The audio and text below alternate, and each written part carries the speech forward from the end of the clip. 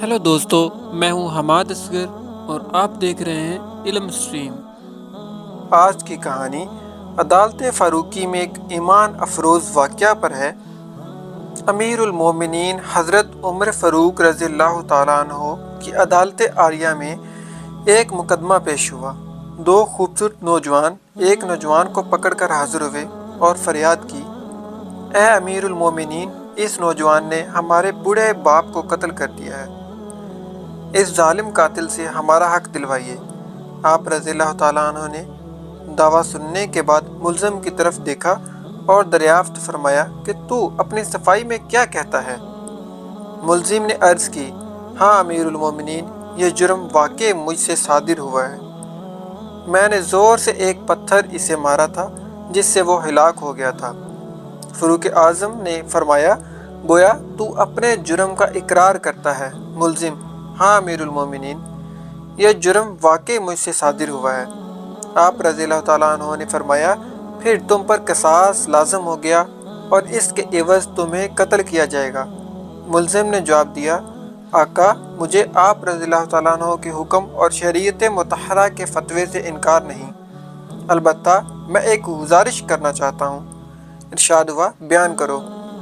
عرض کی، 3 دن کی مہلت چاہتا ہوں، 3 دن بعد حاضر خدمت ہو جاؤں گا۔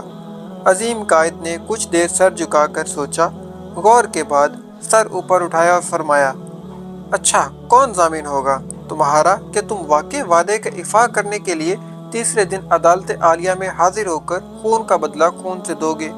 عمر فاروق کے اس ارشاد پر اس جوان نے پر امید نظروں سے حاضرین مجلس کا جائزے کے بعد حضرت ابو ذر غفاری کے متعدین پر نور چہرے پر نگاہیں گاڑتے ہوئے ارشاد کر کے کہا، یہ میری ضمانت دیں گے۔ خلیفۃ الرسول نے ان سے دریافت فرمایا تو انہوں نے کہا، بے شک میں ضمانت دیتا ہوں کہ نوجوان 3 دن بعد تکمیل قصاص کے لیے عدالت میں حاضر ہو جائے گا۔ اس ضمانت کے بعد ملزم کو چھوڑ دیا گیا۔ 2 دن گزر گئے اور تیسرا دن آ گیا۔ جلیل القدر صحابہ اور مشیران خلافت دربار میں جمع ہوئے۔ دونوں مدعی بھی آ گئے، حضرت ابو ذر غفاری بھی آ گئے اور ملزم کا بے قراری سے انتظار ہونے لگا۔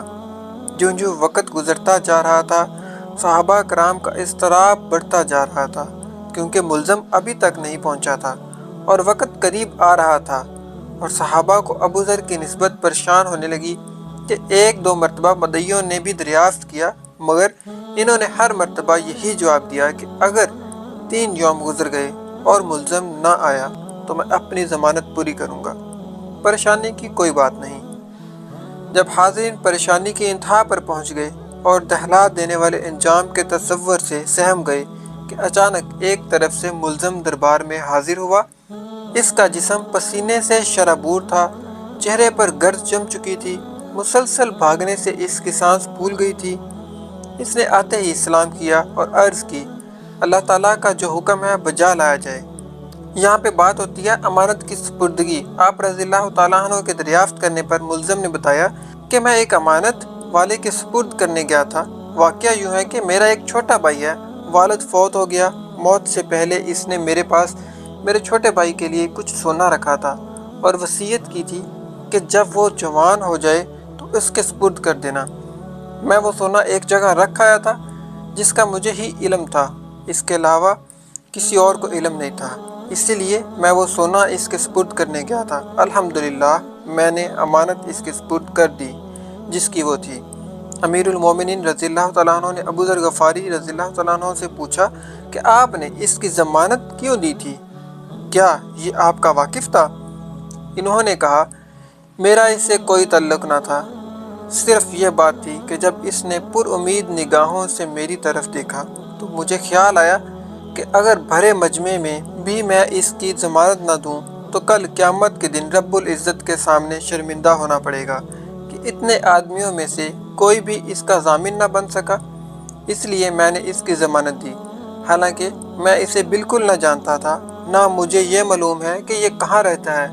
بس اس کی ظاہری شرافت نے مجھے یقین دلایا تھا کہ وعدے کا پکا ہے اور میں نے ضمانت دے دی۔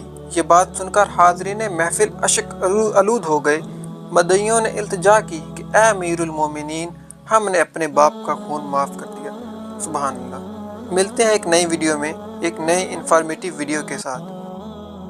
ویڈیو اچھی لگی ہو تو لائک کرنا اور سبسکرائب کرنا نہ بھولیے گا۔ ملتے ہیں ایک نئی ویڈیو میں ایک نئی انفارمیشن کے ساتھ۔